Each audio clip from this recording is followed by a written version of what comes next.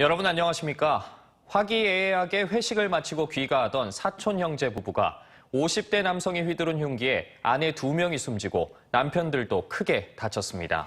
노래방에서 마주친 이들은 사소한 언쟁으로 다투다 화해하고 헤어졌는데 갑자기 참극이 벌어졌습니다. 김세범 기자입니다. 어두운 도로가에 여러 사람이 뒤엉켜 다툼이 벌어집니다. 이윽고 뛰어가는 부부를 한 남성이 뒤쫓아가고 부인이 힘없이 주저앉습니다. 경찰차와 응급차가 연이어 도착하고 다급하게 심폐소생술이 실시됩니다. 오늘 새벽 0시 15분쯤 천안시 성안읍의 한 노래방에서 귀가를 위해 대리기사를 기다리던 두 부부에게 50대 남성이 달려들어 무자비하게 흉기를 휘둘렀습니다. 계속 쫓아가며 집요하게 범행을 저질러 부인 2명이 모두 숨지고 남편들도 중경상을 입어 병원으로 옮겨져 치료를 받고 있습니다. 차 세워놨다가 보기만 한 거예요. 처음에 뭐 누가 묵을 정했더니 아니더라고. 약간 비린내가 났길래 이거 뭔 일 있어. 애들끼리 또 싸움 났나 보다.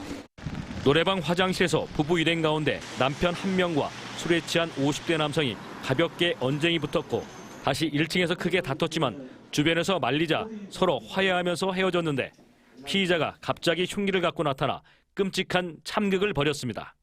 서로 말리고 뭐 이렇게 해서 헤어졌대요. 미안하다고 해가며 사과도 하고 별 생각 없이 차기 달리고 있고 그러죠. 근데 갑자기 나타난 거죠, 이 사람이. 두 부부는 남편들이 사촌지간으로 숨진 부인들은 모두 30대, 남편들도 30대와 40대로 나이도 비슷해 자주 어울리며 우애를 과시했습니다. 모처럼 모여 단란한 한때를 보내다가 사소한 시비가 부부간의 마지막 저녁자리가 돼버렸습니다. 경찰은 피의자를 상대로 자세한 범행 경위를 조사한 뒤 구속영장을 신청할 방침입니다. TJB 김세범입니다. 태어난 지 20개월 된 동거녀의 딸을 성폭행하고 잔혹하게 살해한 30살 양모 씨가 법정에서 범행 이유를 잘 모르겠다는 진술을 반복했습니다.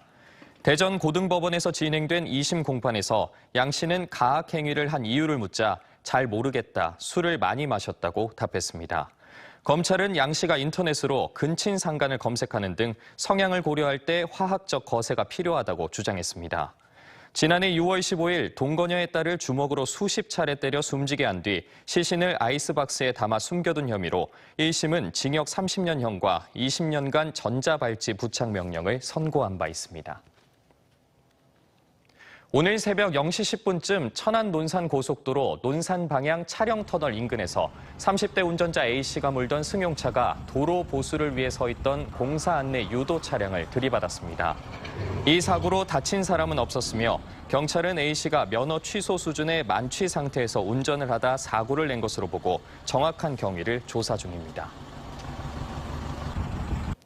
지난해 1월 경기도 파주의 한 시내버스에서 내리던 20대 여성이 출입문에 팔이 끼어 버스에 끌려가다 숨지는 안타까운 사고가 있었습니다.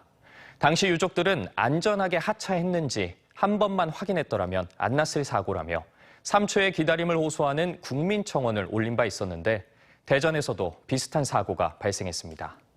피해자는 버스를 두드리며 출입문에 끼었음을 알렸지만 버스는 출발하며 큰 사고로 이어졌습니다. 김철진 기자입니다. 70번째 생일을 맞는 아버지와 가족여행을 준비했던 A씨 형제. 생일 열흘가량을 앞두고 퇴근하던 A씨 아버지가 버스에서 내리던 중 사고가 나며 그 꿈은 산산조각이 났습니다. 하차하던 아버지의 왼손이 버스 출입문에 끼었는데 기사는 이를 확인하지 않은 겁니다. 아버지는 버스를 두드려 상황을 알렸지만 버스는 출발했습니다. 결국 A씨 아버지는 2, 3m가량을 끌려가다 바퀴에 깔렸습니다. 버스는 곧바로 멈춰섰지만 피해자의 오른쪽 다리는 이미 버스 뒷바퀴에 깔려버린 상태였습니다. A씨 아버지는 7차례 수술 끝에 다리를 절단해야 했는데 원래 왼쪽 다리에 장애가 있다 보니 사실상 걷는 건 어려워졌습니다. 지금 허벅지 위쪽으로 지금 절단하신 상태인데 의족을 차시고 걸을 수 있을지도 모르겠고 아버지도 지금 많은 걸 좀 많이 내려놓으신 것 같아요. 사고가 난 2012년식 버스는 출입문에 충격 감지 센서가 있었지만 정작 피해자의 손은 감지하지 못했습니다. 회사 측은 센서가 고장난 상태는 아니었다며 보다 감지도가 좋은 외부 센서를 추가로 장착할 계획이라고 밝혔습니다. 하지만 피해자 가족들은 승하차 센서를 떠나 한 번의 확인, 3초의 기다림만 있었더라면 이 같은 사고는 없었을 것이라며 안전한 운행을 촉구했습니다.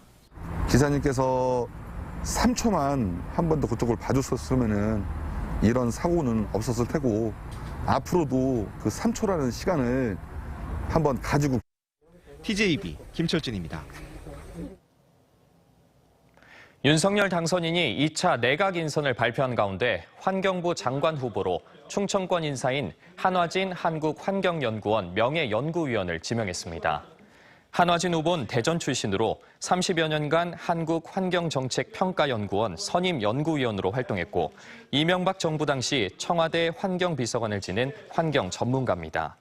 지금까지 발표된 18개 부처 중 16명의 윤석열 내각 인선안에 충청권 인산, 충북 청주 출신 김현숙 여성가족부 장관 내정자와 대전 출신 한화진 환경부 장관 내정자 등 2명입니다. 더불어민주당이 6일 지방선거에서 대전 서구를 전략 공천 지역으로 지정했습니다. 민주당 지도부인 비상대책위원회는 대전시당에서 열린 회의에서 공관위 회의 결과를 바탕으로 기초단체 대전 서구와 강원 강릉, 춘천을, 광역단체 중 서울시를 전략 공천 지역으로 선정했다고 밝혔습니다. 대전 서구가 전략 공천 지역으로 지정되면서 새로운 인물인지 아니면 기존 공천 신청 인사가 후보를 될지를 놓고 다양한 해석이 나오고 있습니다. 민주당 서구청장 공천엔 김인식 전 대전시의회 의장과 이선용 서구의회 의장, 김창관 전 서구의회 의장, 송석근 전 서구 부구청장, 유지곤 시당 청년이 수석 부위원장 등 5명이 도전장을 낸 상태입니다. 국민의힘 김태흠 의원이 6월 지방선거 충남도지사 출마를 공식 선언했습니다.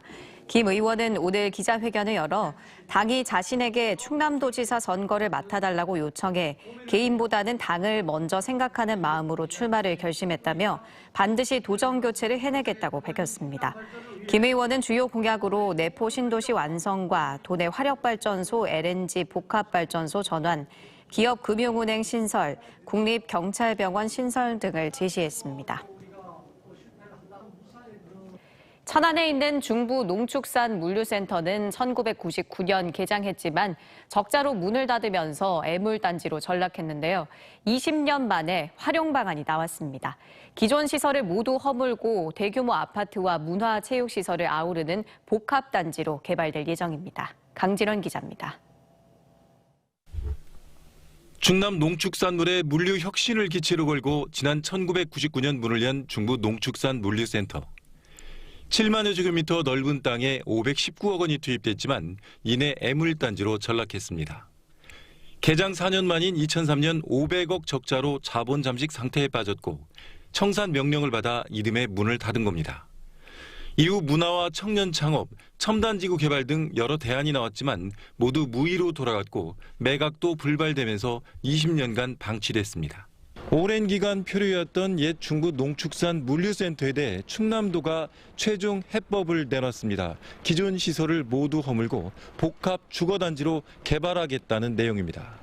연구 용역을 거쳐 충남도가 확정한 건 민간 성격의 주거 공간과 공공 성격의 문화 레저 시설을 한자리에 모으는 겁니다.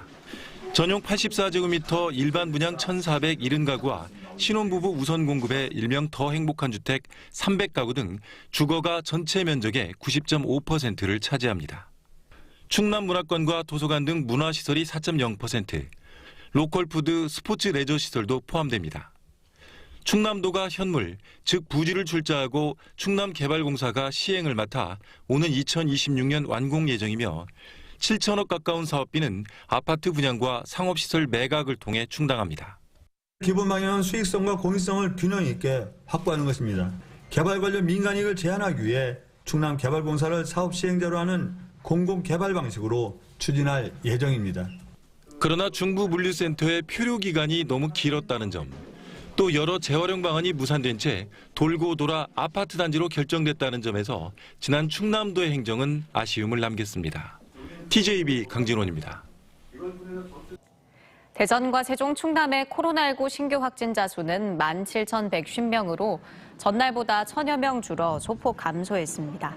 대전의 신규 확진자 수는 6,516명으로 전날과 비슷한 수준이며 충남은 어제보다 800여 명 줄어 9,245명을 기록했습니다.